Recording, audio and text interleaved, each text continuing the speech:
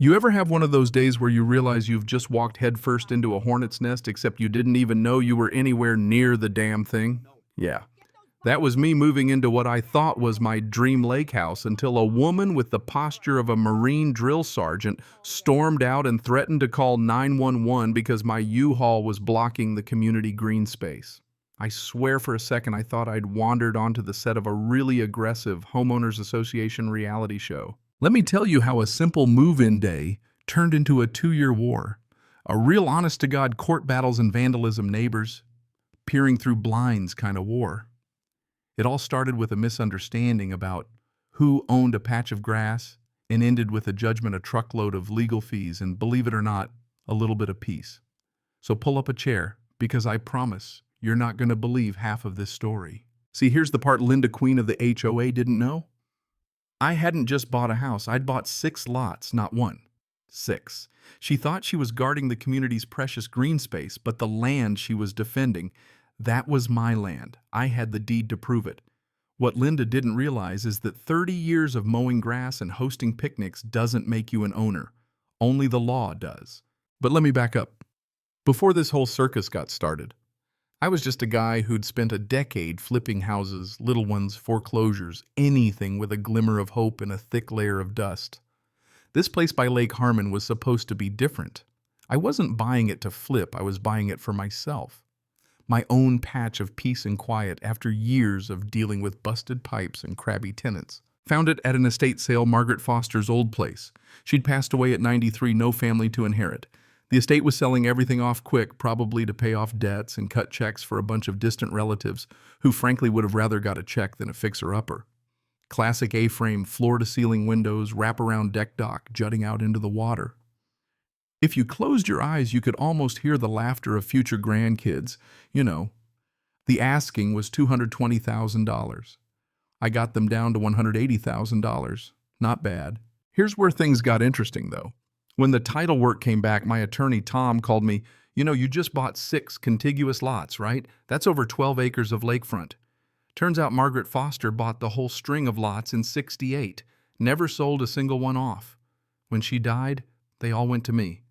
Suddenly, I wasn't just a lake house owner, I was the unofficial baron of the East Shoreline. 5 empty lots, all grass and scattered oaks just waiting. Cue moving day. The sky was clear breeze coming off the lake sun, making the water look like cut glass. I was hauling boxes out of the truck halfway through my 3rd trip when I saw her, Linda, HOA president. Mid-50s, short hair, power walking like she had somewhere important to be. She stops dead in my driveway, hands on her hips.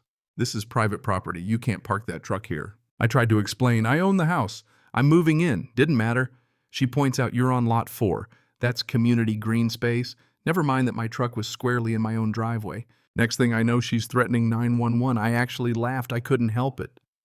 You're calling the police because I'm moving into my own house. Oh, but she was dead serious. And when the deputy showed up, young guy looked like he'd rather be fishing. He took one look at my deed, then at Linda. Ma'am, this sounds like an HOA dispute, not a police matter. That was strike 1. But Linda wasn't done. Not by a long shot. 4 days later, I got a certified letter from the HOA, official notice of violations, parking a commercial vehicle on community green space encroachment, failure to submit an application to the Architectural Review Committee for moving, a $1,500 fine due in 14 days, or they'd slap a lien on my property. You gotta love the creativity. That's when I realized Linda had no idea what I'd actually bought.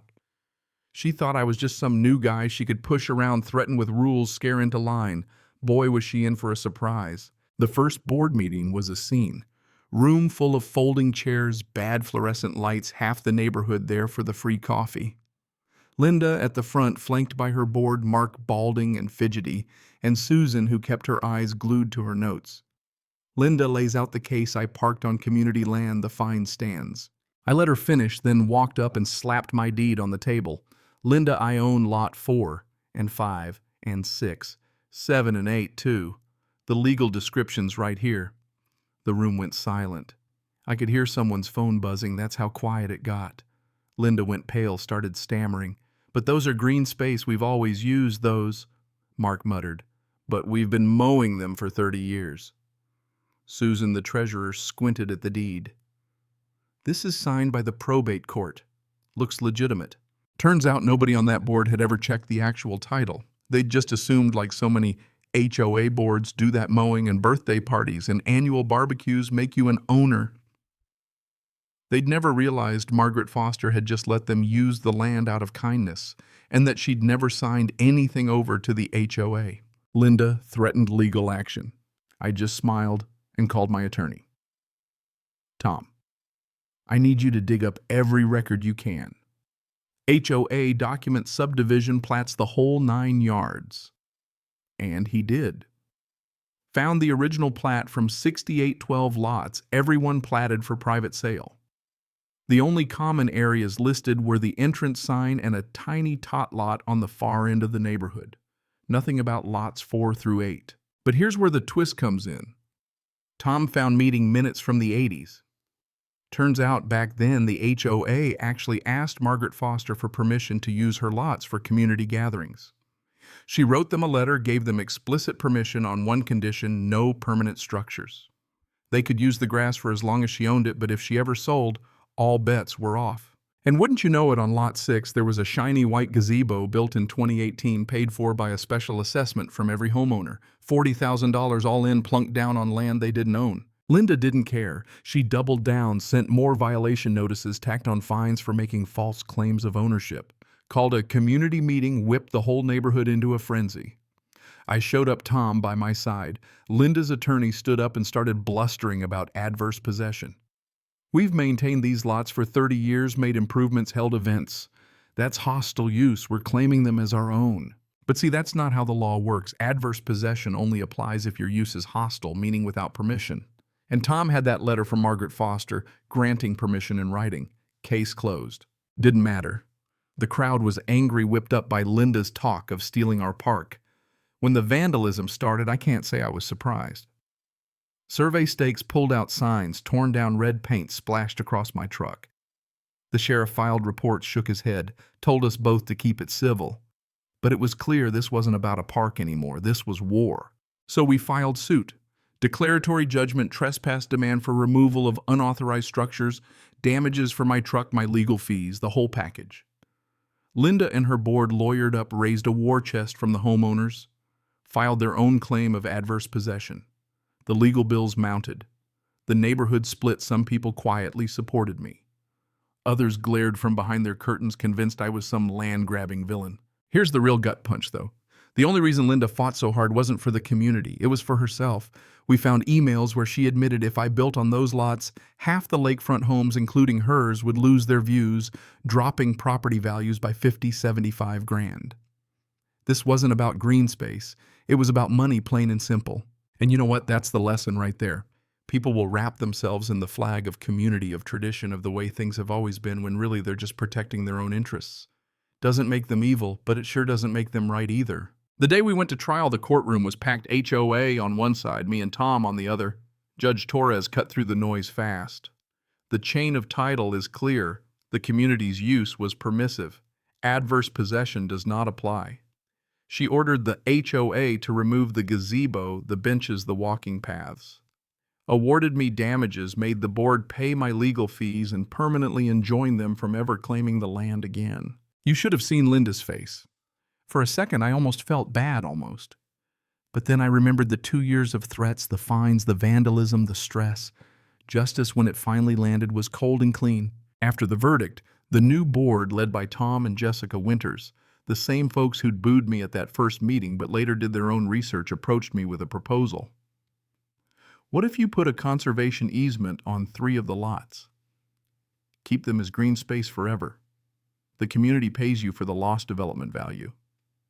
You get a fat tax deduction, and you still get to build on the other 2. Everybody wins. I thought about it. I didn't buy this place to become a developer. I just wanted my piece. So I agreed conservation easement on lots 4, 5, and 6, $50,000 in compensation. All violations, wiped, a public apology from the board. Linda. She'd resigned, moved away, selling her house at a big loss. Karma. I guess works on its own schedule. That fall, the gazebo was carefully dismantled and moved to the actual HOA land. The green space, now truly legally community land, stayed open.